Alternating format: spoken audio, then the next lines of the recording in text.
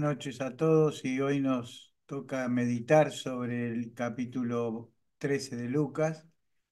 Para ganar tiempo vamos a ir leyendo y vamos a ir explicando con pequeños pensamientos cada porción de este libro. Está dividido, en la mayoría de las Biblias ya está dividido en temas y están perfectos porque hay un cambio de tema y entonces cambiaría el párrafo, cambiaría el escrito. Entonces, los títulos están muy bien.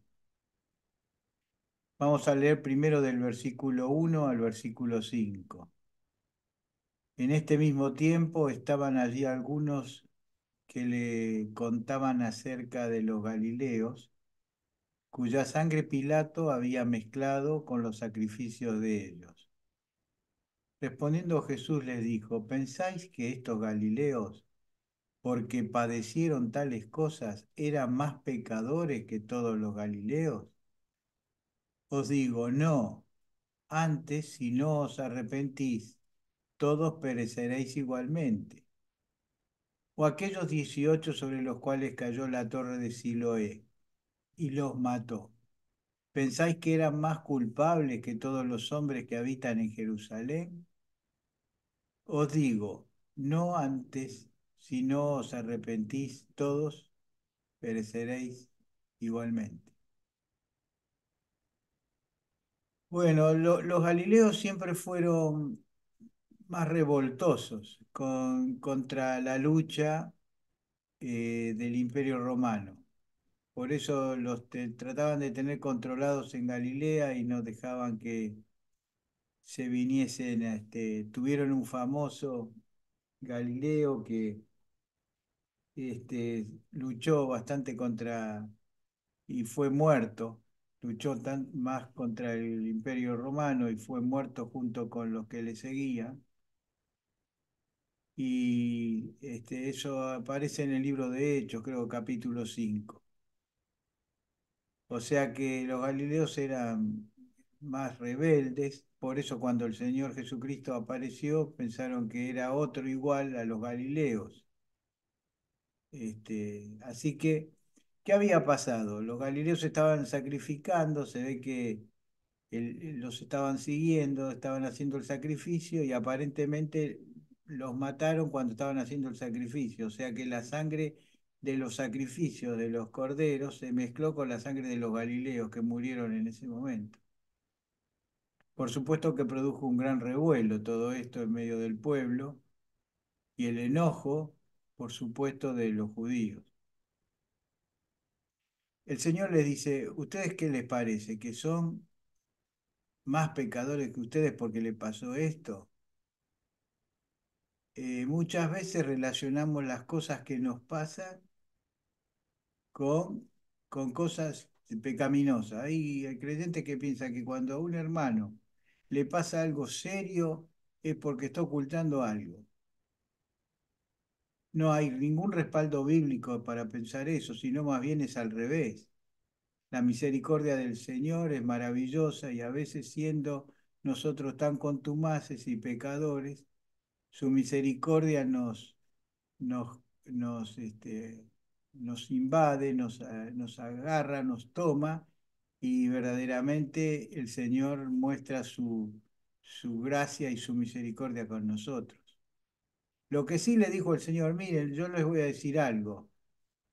Si no os arrepentís, sea Galileo que le cayó, fue muerto por los soldados, o fuera lo que fuera, si no os arrepentís, todos pereceréis igualmente. O sea que acá hay una grande enseñanza. No hay perdón, no hay posibilidad de acceder a Dios si no nos arrepentimos de nuestros pecados. Es un paso fundamental y trascendente la relación con Dios. Es la llave que abre la puerta de nuestra relación con Dios, un genuino y verdadero arrepentimiento. Así que es importante que nosotros lo tengamos. Primero, porque ya hemos conocido al Señor, nos hemos arrepentido, el Señor cargó nuestros pecados, pero también todos los días tenemos cosas de las cuales nos tenemos que arrepentir, y es bueno que se las digamos al Señor antes de terminar cada día. También una situación parecida, se cayó la torre de Siloé, o estaba cerca de la fuente de Siloé, se cayó, sí, era una torre grande, había por lo menos en 6 puntos de la muralla de la ciudad vieja en Jerusalén había torres. Aparentemente se cayó la torre que estaba cerca del estanque de Siloé y mató a 18 personas. Entonces decía, ¿qué pecado hicieron estas 18 personas? ¿No ustedes creen, le dice el Señor, que estas 18 personas son más culpables que ustedes? Yo les digo que si ustedes no se arrepienten, van a perecer igualmente que ellas. Otra vez el Señor pone el énfasis en el arrepentimiento. Segunda parte de a partir del versículo 13, perdón, del versículo 6 al 9. Dijo también esta parábola. Tenía un hombre una higuera plantada en su viña y vino a buscar fruto en ella y no la halló. Y dijo al viñador, he aquí, hace 3 años que vengo a buscar fruto en esta higuera y no la hallo. Córtala, ¿para qué inutilizar también la tierra? Él entonces respondiendo le dijo, Señor, déjala todavía este año, hasta que yo cabe alrededor de ella y la abone. Y si diera fruto, bien, y si no, la cortarás después. Este es un pasaje, una típica parábola del Señor, que siempre tiene una enseñanza. Las parábolas tienen una enseñanza que tiene toda una vuelta para llegar o sea, tomando un ejemplo gráfico, deja una enseñanza particular. Eh, Dice que había una higuera plantada en su viña. ¿Qué hace una higuera plantada en una viña? Es una viña, pero había una higuera. Primer cosa que el Señor le quiere mostrar. La higuera era Israel, la viña el resto de las naciones. En medio de todas viñas había un pueblo que era Israel, que era la higuera en este caso representada. Después dice, vino el viñador y dice, vino a buscar fruto y no la halló. Dice que el Señor Jesucristo vino y los suyos no le recibieron. Los que tenían que estar esperándole no le recibieron. Por eso dice, y dijo el viñador, "He aquí hace 3 años que vengo a buscar fruto. Los 3 años pueden ser el tiempo del ministerio del Señor. Durante esos 3 años que el Señor le predicó el Evangelio, tuvieron oportunidad de dar fruto, de reaccionar ante la ceguera espiritual que tenía. Sin embargo, el fruto no vino. Vino después, porque después que el Señor murió, y ahí viene la acción mediadora, la acción cariñosa del Señor que le dice, Señor, déjala todavía un año, hasta que yo cabe alrededor de ella y la abone. Qué maravilloso, qué gráfico. Deja que haga la obra de la cruz. Deja que empiecen a conocer el Espíritu Santo obre. Y por supuesto se salvaron muchos judíos. Después que el Señor Jesús murió y fue al cielo, la obra se extendió entre ellos de una manera hermosa. Y si diere fruto, bien, y si no, la cortarás después. Tercer párrafo de este capítulo. Enseñaba Jesús en una sinagoga en el día de reposo, y había allí una mujer que desde hacía 18 años tenía espíritu de enfermedad. y andaba encorvada y en ninguna manera se podía enderezar.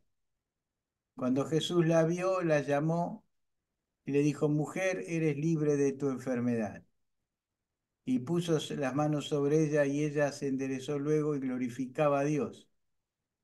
Pero el principal de la sinagoga, enojado de que Jesús hubiese sanado en el día de reposo, dijo a la gente, 6 días hay en que se debe trabajar.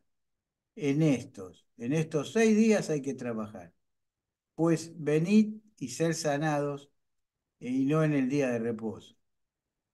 Entonces el Señor le respondió y dijo, hipócrita, cada uno de vosotros no desata en el día de reposo su buey y su asno del pesebre y lo lleva a beber. Y a esta hija de Abraham que Satanás había atado 18 años, ¿no se le debía desatar de estas ligaduras en el día de reposo?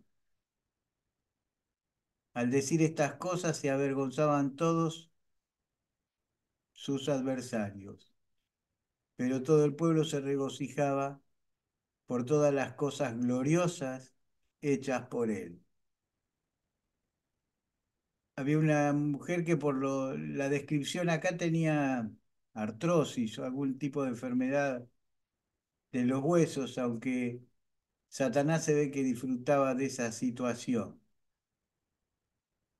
Y dice que estuvo 18 años con esta enfermedad que la encorvaba y que ya no le permitía caminar derecha, sino que estaba prácticamente doblada. Y el Señor les dijo, eres libre de este azote que te viene persiguiendo 18 años. Y un principal de la sinagoga dijo, sí, está todo muy bien, pero ¿por qué lo hiciste el día sábado? ¿No tenías 6 días para hacer lo que viniste a hacer el día sábado? Quebrantando la ley. Y el Señor le dice, ¿ustedes atienden al burro y al asno el día de reposo? ¿Atienden al día de reposo? ¿Le dan agua al burro y al asno? ¿Y eso no es lo mismo, no es trabajar? Ahora, ustedes para cuidar un asno y yo estoy dándole libertad a una mujer enferma. ¿Cuál de las dos cosas es más justificable? ¿La que hacen ustedes o la que hago yo?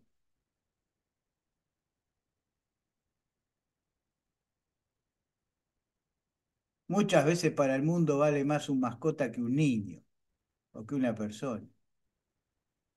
Hay gente que trata maravillosamente a las mascotas y horriblemente a las personas.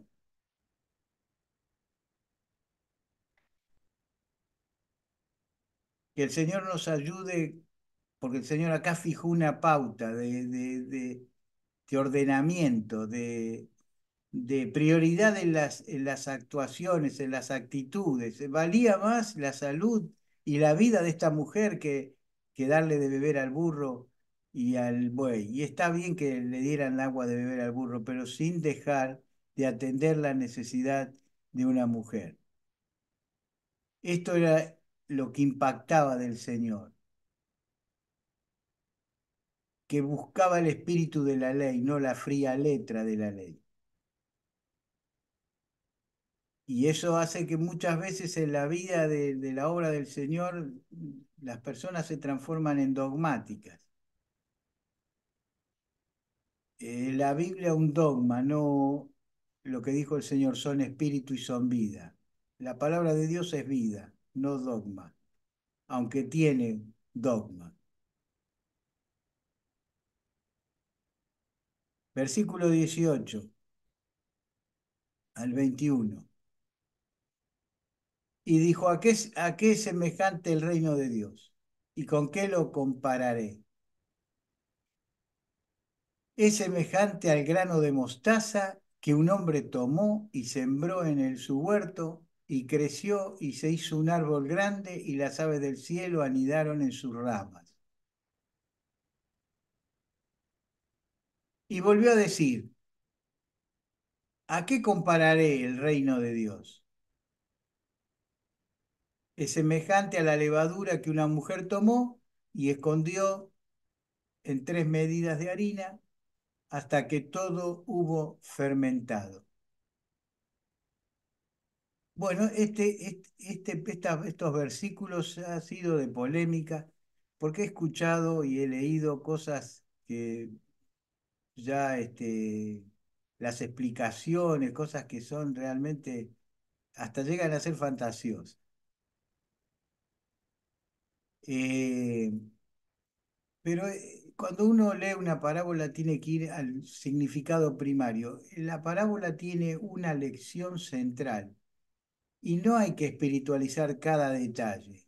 Tiene una idea central, pero no es para después entrar a divagar sobre todas las cosas que la rodean para que todo tenga un significado.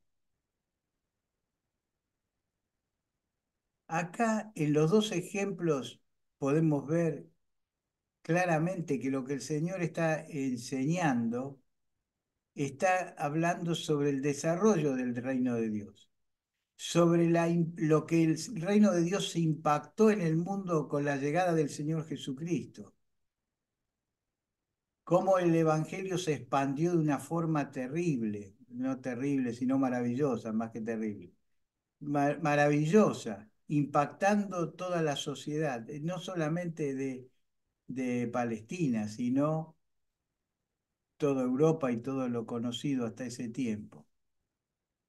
Y lo que está haciendo estos dos ejemplos, porque uno dice, sí, por la levadura en la Biblia es señal de contaminación, de pecado, pero no se puede usar un mismo elemento para decir una cosa positiva como una cosa negativa. No hay una regla que diga que la levadura cada vez que se interpreta en la Biblia signifique el malo. Acá significa algo bueno. ¿Por qué? Y lo explicamos rápidamente. El grano de mostaza es chiquito, muy pequeño, tal vez una de las semillas más pequeñas que hay. El hombre la tomó y la sembró en su huerto y creció y se hizo un árbol grande. Un comentarista dice que tuvo la oportunidad de ver un árbol, no un árbol, una planta de mostaza, que llegaba a 3 metros. Entonces ya no era tan arbusto, ni era una cosa chica. Tenía 3 metros y dijo que se podía tomar sombra abajo de ella. No tiene un tallo como un árbol que se va para arriba y gordo de 60 centímetros con el tiempo. No, no, no, no va a ser porque su contextura, su forma no es así. Pero miren si tiene razón el detalle de este hermano que la Biblia dice que las aves del cielo hicieron sus nidos en ella. Perfectamente. Ahora, ¿cuál es la idea? De una semilla chiquitita el Señor hizo una gran obra. El Evangelio empezó como una semilla y se multiplicó y extendió sus ramas de tal manera que todos los pájaros pueden venir a cobijarse, a cuidar, a hacer sus nidos al amparo de esta planta, comparada con el reino de Dios. Después dice que es semejante a la levadura. ¿Y qué dice? Una mujer tomó y escondió las 3 medidas de harina hasta que todo hubo fermentado. La harina fermenta. Y bueno, acá está comparado el reino de Dios, cómo creció. Ustedes pongan la levadura en la harina, la dejan reposar o la tapan y al rato aumenta 3, 4 veces su volumen. Acá está con el mismo ejemplo, un ejemplo similar, está queriendo decir la misma verdad. Versículo 22. Pasaba Jesús por ciudades y aldeas enseñando y encaminándose a Jerusalén. Y alguien le dijo, Señor, ¿son pocos los que se salvan? Y él les dijo, esforzaos a entrar por la puerta angosta, porque os digo que muchos procurarán entrar y no podrán. Después el padre de familia se haya levantado y cerrado la puerta, y estando fuera empecéis a llamar a la puerta diciendo, Señor, Señor, ábrenos. Él respondiendo os dirá, no sé de dónde sois. Entonces comenzaréis a decir, delante de ti hemos comido y bebido, y en nuestras plazas enseñaste. Pero os dirá, os digo que no sé de dónde sois, apartaos de mí todos vosotros, hacedores de maldad. Allí será el llanto y el crujir de dientes cuando veáis a Abraham, a Isaac y a Jacob y todos los profetas en el reino de Dios, y vosotros estéis excluidos. Porque vendrán del oriente y del occidente, del norte y del sur, y se sentarán a la mesa en el reino de Dios. Y aquí hay postreros que serán primeros y primeros que serán postreros. El Señor grafica la entrada al reino de Dios con una puerta pequeña. A veces decimos que la puerta pequeña es difícil de entrar, como si el Señor hubiese puesto una puerta pequeña porque quiere que se quede la gente afuera. Ustedes imagínense que el Señor no dejó a nadie afuera, sino que el Señor no abrió la puerta cuando tomó la determinación de cerrarla. Ninguno que quiso abrir, entrar en la puerta, entrar cuando tuvo la oportunidad de hacerlo, nunca se le vedó la entrada por la puerta, que es angosta, porque dice que son pocos las que la hayan, está referida el tamaño de la puerta son a la cantidad de gente que va a entrar. Y el camino ancho es ancho porque van muchos por él. Y el Señor le dice, le dijeron, Señor, son pocos los que se salvan. ¿Cuántos son ustedes los creyentes? Son un grupito. Avellaneda, qué grande que es Avellaneda. ¿Y cuántos son los creyentes? 1000, 2000, 3000. ¿Cuántos creyentes habrá en Avellaneda? Al lado de la cantidad de gente que hay. Son pocos los que se salvan, ¿no? Y el Señor le dijo, miren, ustedes no se atribuyan cosas que no deben atribuirse. Ustedes se tienen que esforzar a entrar por la puerta angosta. Tienen que preocuparse de entrar por esa puerta mientras está abierta. Porque os digo que muchos procurarán entrar después y no podrán. Porque después que el padre de familia se haya levantado y cerrado la puerta, dirán, Señor, ábrenos, y él respondirá, no sé de dónde soy. Es un mensaje con una gran exhortación. El Señor dijo, procurad entrar por la puerta antes de que se cierre. La puerta un día se cerrará.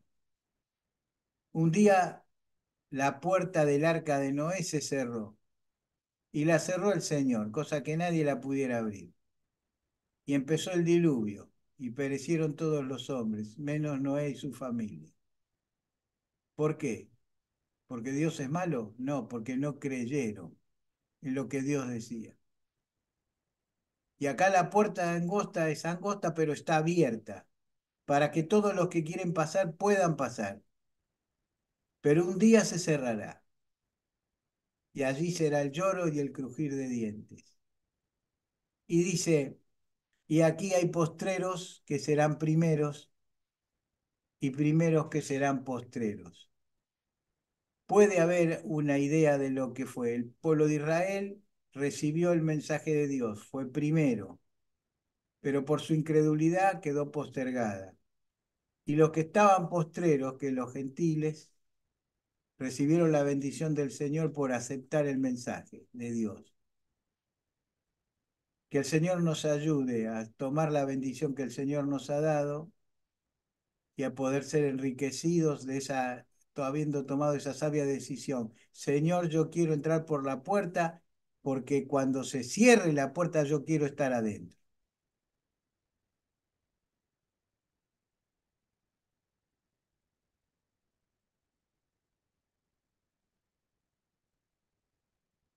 Terminamos con el último párrafo.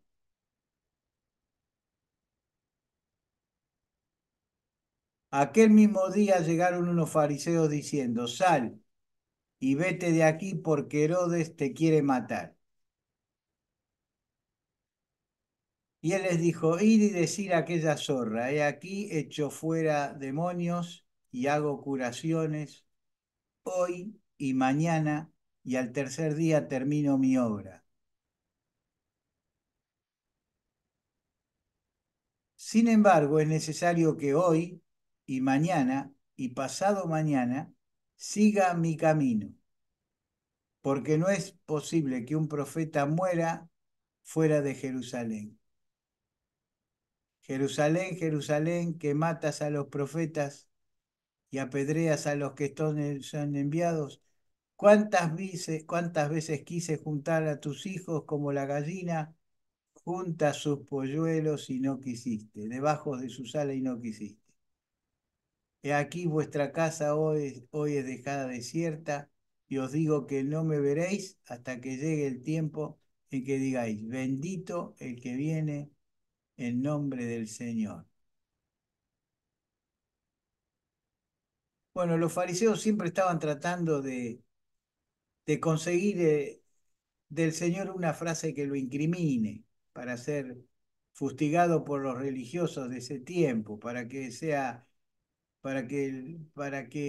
tengan motivos de perseguirlo y hasta de crucificarlo, como lograron con motivos falsos llegar a crucificarlo. Pero le dicen, le comentan, Herodes te quiere matar. Bueno, díganle a la zorra, haciendo una referencia a Herodes, que aquí echo fuera demonios y curaciones. ¿Saben por qué? Porque hoy y mañana y al tercer día termino mi obra. Otra vez está haciendo el Señor locución a su ministerio. Hoy un día, mañana otro día y al tercer día termino mi obra. ¿Cómo termino mi obra? Con la obra de la cruz, con la muerte y mi resurrección. Sin embargo, es necesario que hoy y mañana y pasado mañana, después de esto, siga mi camino, siga mi camino. Qué expresión maravillosa. Otra vez los 3 días que podrían estar representando los 3 años de su ministerio, y el Señor termina su obra, pero sigue su camino al cielo donde está Él esperando venir a buscarnos a cada uno de nosotros. Y termina diciendo esa frase maravillosa de amor y de misericordia. Jerusalén, Jerusalén, que matas a los profetas y apedreas a los que te son enviados. ¿Cuántas veces quise juntar a tus hijos como la gallina a sus polluelos debajo de sus alas y no quisiste?